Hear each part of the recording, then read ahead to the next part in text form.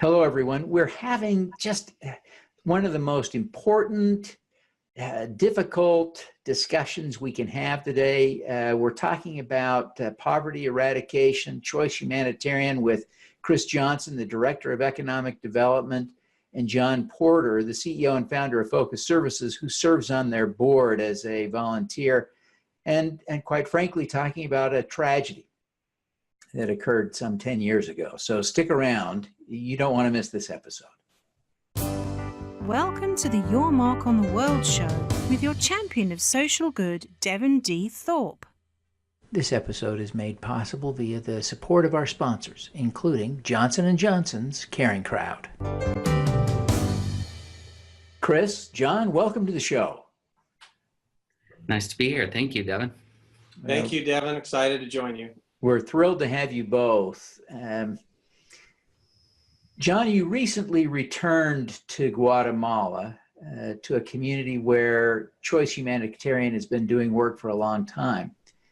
One of the things that you observed was a memorial for some volunteers and employees from CHOICE Humanitarian who lost their lives in an airplane crash. Tell us about your experience visiting that site. Boy, Devin, that was a wild range of emotions. That experience is still very raw in my emotions and feelings. But going back, on the one hand, we saw some extraordinary growth and improvement in the area with the people. There's clearly been improvements in health and education and the economic status of the people. But it also came at has come at a very heavy cost.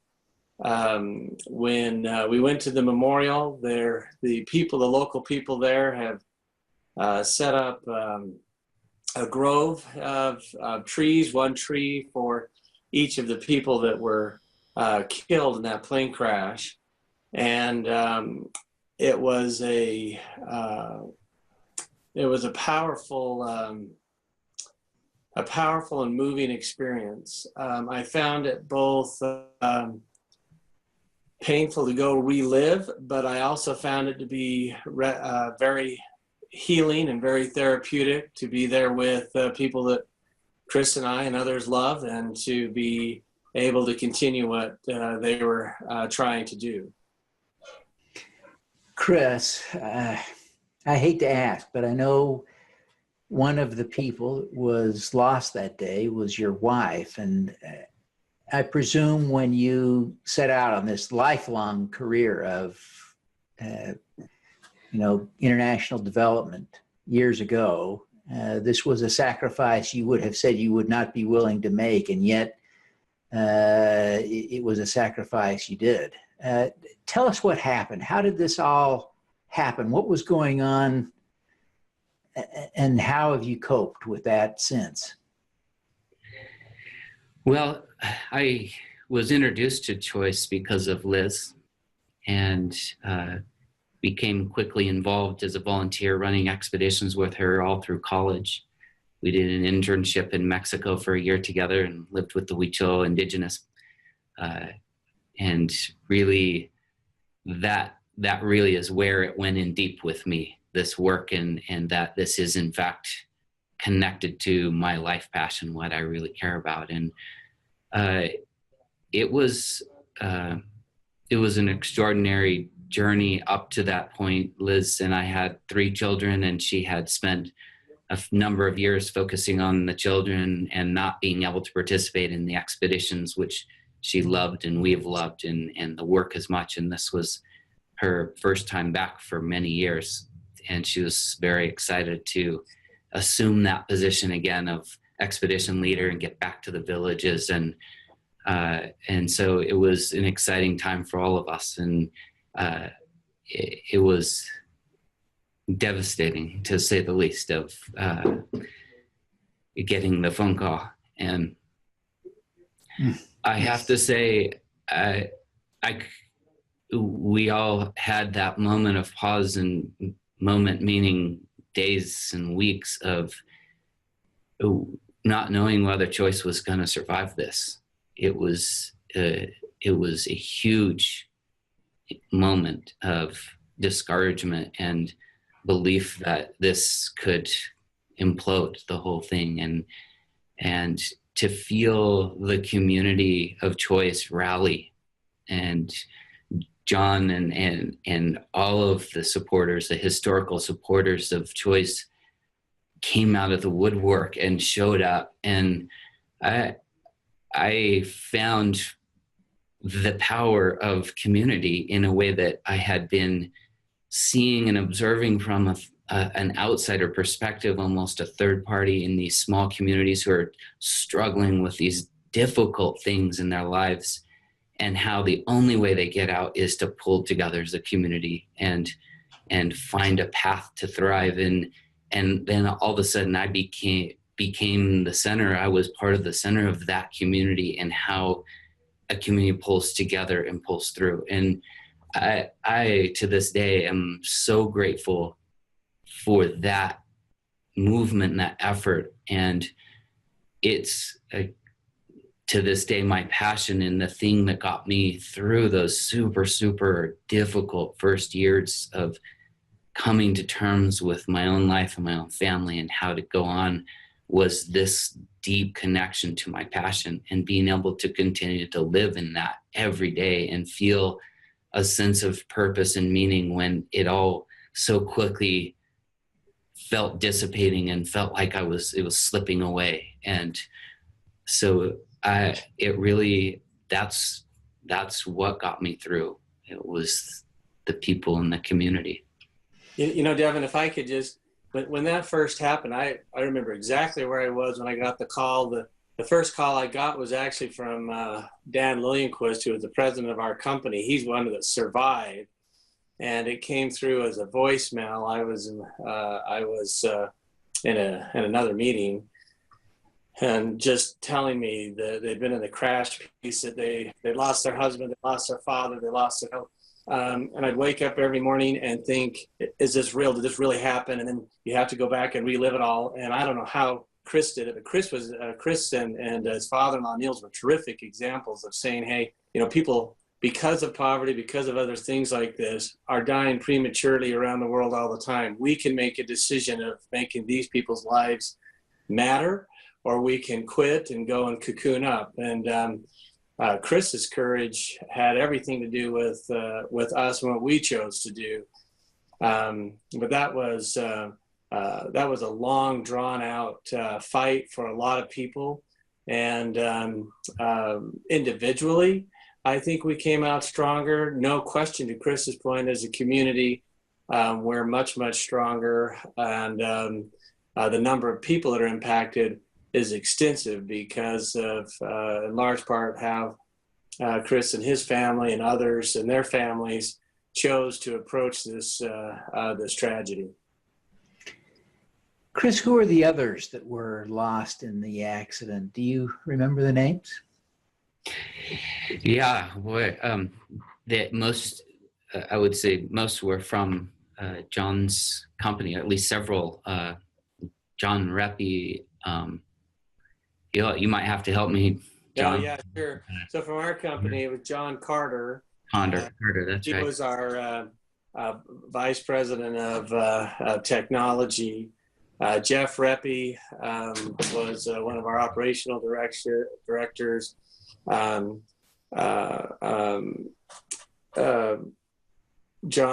Odekirk was a young, promising star, and Olivia Silva was another one. So those were the ones who passed away. We had one that I mentioned, Dan Lillianquist, who survived.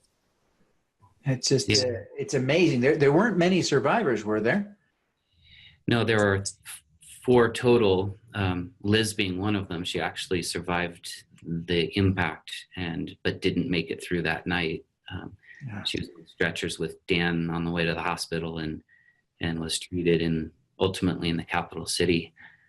We also lost our in-country directors, the husband and wife team that ran our operations in Guatemala, and left those communities feeling also that this must be the end of choice in our area. And I know John experienced some of this when he was out there, but it was extraordinary. And one of the other points of inspiration for me was to see how much these communities mourned that loss. And for months afterwards, they would hold gatherings and candlelight vigils and prayers and ceremonies in their religious traditions to honor those who passed in the intention of helping and serving, you know. The in-country directors, the Rabanales, as I understood, had hundreds and hundreds and hundreds of people, many that came out of these villages that went down to their services to pay respects there in Guatemala. But the Weaver family also had a significant loss. And I gave you it's Cody Odekirk and Lydia Silva. Yeah. The people there, you know, it's 10 hours by bus, and they came out of the villages in huge numbers to be a part of the memorial service for the Rabanales couple. But you know, this whole thing left orphans and widows and broken-hearted parents. It was a remarkable thing. The other folks, there was a family there, and I remember April and Sarah, who were the mother and daughter who did survive, and her husband, and there was a son. I'm sorry, blanking out on the names. They were there as a family of four, and the mother and daughter survived, and the son and father did not make it. Yeah. Just heartbreaking to think about all those people losing their lives. But in the end, Choice didn't crater, and the work continues. Chris, tell us about what's happened over the last 10 years with your leadership down in Guatemala. Well, interestingly, John, in his insight early on in his relationship with Javier Rabanales in connection to Guatemala, had purchased some land or given us a donation to be able to acquire some land there with a vision of building a trade school in the area. And this is an area that getting a third grade education is quite a feat. Not everybody even achieves that. There's some that had made it on to maybe, you know, 7th, 8th grade, but so few really have access to any viable education, and never or very rarely leave the area because of cultural and language barriers, geographic isolation. And so to have the ability to get a marketable trade is really important in terms of being able to generate income outside of just subsistence farming. And so there was this really great vision that had been put together by the in-country director after Javier of this trade school, and John got the vision and got behind us, and that has grown from, you know, the original purchase, I think, of 13 acres is now 60 to 70 acres of land, where we have an entire campus thanks to the support of others. doTERRA and some others have really stepped up and helped us build dormitories and classrooms and shops and a kitchen facility and some ecotourism cabins, and we have our own production fields of cacao and cardamom, which are the cash crops in the area. And so a tremendous number of people, farmers who have been trained to improve their quality and quantity of outputs, thus increasing their income.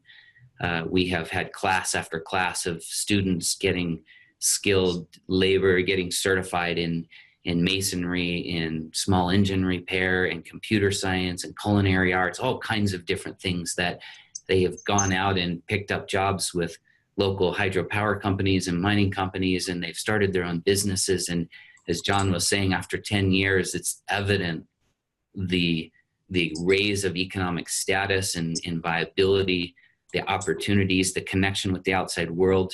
One of the really amazing things that have happened, as I mentioned, doTERRA in their co-impact sourcing model, wanted to get directly to the producers of the raw material that makes their oil, and have set up basically a value chain with us to source cardamom seeds from our farmers and distill that into oil and sell that oil. And that market, it really opened up a new channel for our cardamom growers to be able to get better pay for what they're producing. And so anyway, it's been a tremendous growth in that area on many levels: health, education, and again, economic development. Yeah, it's exciting to think about kids that 10 years ago wouldn't have had a chance to finish the third grade, who now are finishing secondary school and learning computer skills and joining the global economy. I mean, it's just a complete change in. Yeah, dramatic leaps forward. Yeah, amazing. John, you lost a lot of people, and beyond tragic, but you've been very successful in building your company. And as you look back now, what do you think is the most important thing you've accomplished in your career? Gosh, Devin, that's everything has to do with people. And so when you say what's the most important thing, it's always, I suppose, who's the most important person. Whether you're helping somebody here in one of our offices discover who they are and finding new capabilities and growing as an individual, as a member of a team and a society, or whether you're in Guatemala, anytime that we can help somebody gain understanding of who they are, gain greater skills, and be able to more effectively provide for themselves, their family, and strengthen the community, that's a major thing for us. And so we're always happy with our achievements at work, but if that work doesn't translate into improving the lives of others, then we've kind of missed the entire point of what we're doing. And so if we were to make a measurement, and I don't know how you would do it, it has to be within the growth and the improvement in the lives of people where we would want to be measured. Chris, I think John has shared really what is a fairly profound lesson, as much as an accomplishment. But I wonder, you have been through a lot, you have seen a lot, you have done a lot. What is the most important lesson you've learned? I feel like the most important lesson that I've learned is that this is something that needs to be done together, and that together we're more powerful and stronger. There's more opportunity for growth in what I've learned in that sense of working together and sharing together, is that sense of connection. And those are the moments, as John was referring to, it's that human connection. We're a human family, and all of us have had struggles, and all of us have had those moments where somebody has helped and cared, and it's all the difference. And when I go into the field, it's a constant reminder. It's a two-way road. We experience growth together. And what's I see consistently with expeditioners and with our team on the ground is there's this idea that we're going to go help and lift somebody else up, and ultimately find ourselves being more lifted or learning more than what we feel like we've given. And that's the beauty and the strength of this work, and what keeps me going. It's puts meaning in life. John, what is your superpower? Well, I don't know that there's any particular superpower, except I'll just tell you this, that if you love people, I remember the first time I encountered poverty as a young man, And that ignited a flame in me that if we could alleviate human suffering in some way for any individual, then that was worth fighting for. And so I suppose if you're to pick a characteristic, it would be a matter of caring and determination to be able to help others. Excellent, excellent. Chris, what's yours? Well, I was hoping that I didn't have to get this question often, but you know, I find that it's the way that my brain is wired. I find somehow the ability to take anybody and fit them into a world. If there's an intention in their heart to reach out and help and be a part of and participate in the choice world, what I say, there's a place for them. And when I talk to people, I really try and focus on what are they passionate about? What are the things they love to do, and what drives them? Where is their passion? And then I start to see quickly how it clicks in and fits into the world, and how that can translate into a way of serving and giving and supporting and connecting with this bigger global community, right? And so I like to connect people's passion with action. And I love to be a part of that process of finding the fit and then releasing them to just live it out. Oh, fantastic.